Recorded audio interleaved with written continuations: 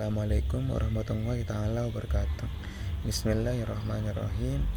Pada kesempatan kali ini, saya akan membahas sebuah buku yang berjudul How to Win Friends and Influence People, atau bagaimana mendapatkan teman dan mempengaruhi orang. Ada beberapa hal yang akan saya bahas pada kesempatan kali ini. Itu ada 8 poin yang saya akan bahas. Nah, langsung saja kita kupas poin yang pertama.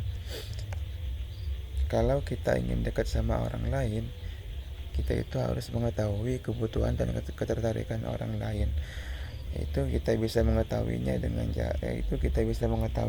cara kita harus buat mereka nyaman cerita dengan kita, atau bahasanya sekarang itu buatlah dia nyaman dengan kita. Nah, masalahnya di sini setiap orang itu mempunyai DNA yang egois. Jadi kita ini lebih suka cerita tentang diri kita sendiri ketimbang mendengarkan cerita orang lain.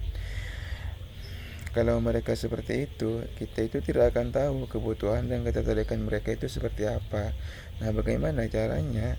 Itu dengan cara mereka harus cerita dulu, baru kita tahu. Setelah mereka cerita, kita harus antusias mendengarkan apa yang dia ceritakan. Kalau sudah masuk tahap itu, orang akan merasa nyaman dengan kita. Nah, terus poin yang kedua yaitu tersenyum. Jadi, tersenyum itu identik dengan bahasa dan penelitian yang ada dalam buku ini. Kalau orang bahagia akan dikelilingi oleh orang bahagia lainnya. Jadi, orang yang mempunyai aura positif itu bisa menarik perhatian orang dengan aura yang sama. Untungnya di zaman sekarang itu orang tersenyum tidak harus dengan fisikal. Contohnya bisa dengan emoticon, ya bisa dengan kita cara ketik PKWK dan lainnya. Terus poin yang ketiga yaitu pentingnya sebuah nama. Nah, di sini jadi kita kalau baru ketemu dengan orang-orang baru kenal terus ketemu lagi entah itu besok maupun lain waktu dan kita ingat namanya siapa. Nah, dia akan merasa terapresiasi. Sebaliknya kalau kita lupa, maka orang itu akan mengingat kita dengan implementasi yang buruk. Nah, misal, aduh tadi siapa namanya lupa.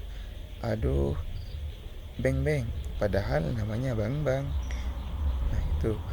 Terus poin yang keempat yaitu mendengarkan lebih banyak. Maksudnya di sini kita itu harus mendengarkan lebih banyak, melihat lebih banyak, mengobservasi lebih banyak dibandingkan dengan berbicara. Makanya mulut satu aja udah banyak ngomong, apalagi lebih dari satu. Gitu teman-teman. Terus poin yang kelima, jangan menyalahkan orang lain. Misal kita dalam satu tim anggap futsal, terus ada anggota kita di tim itu anggap si A itu gagal melaksanakan tugasnya. Kita itu tidak harus menyebut si A yang gagal, namun kita sebut yang gagal itu tugasnya. Jadi objeknya bukan subjeknya yang disalahkan melaksanakannya. Terus poin yang keenam yaitu mulailah dengan kekurangan kita. Jadi di dalam buku ini kita harus memulai dengan kekurangan kita dulu. Misalkan